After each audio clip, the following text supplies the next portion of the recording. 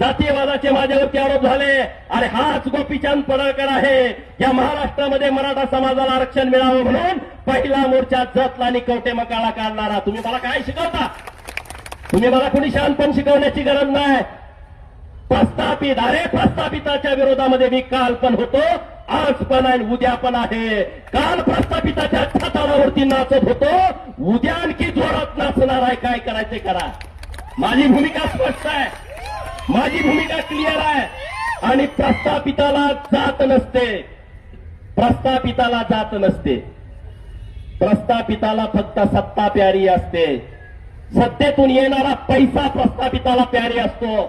सत्तेतून येणारा पैसा आणि त्या पैशातनं होणारी डेव्हलपमेंट ही प्रस्थापिताला प्यारी असते.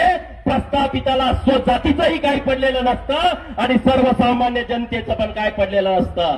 तुमच्या जे पोटात होतं ते ओटात आलं, जे विष होता ते तुम्ही वकला.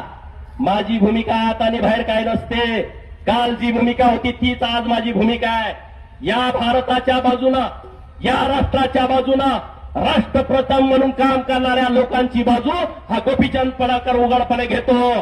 पण राष्ट्राच्या विरोधामध्ये जर कोणी भूमिका घेत असेल तर माझ्यासाठी राष्ट्रप्रथम आहे, पक्षद्वितीय आहे आणि लास्ट मी आहे. त्यामुळे राष्ट्रप्रथम ही आमची भूमिका आहे.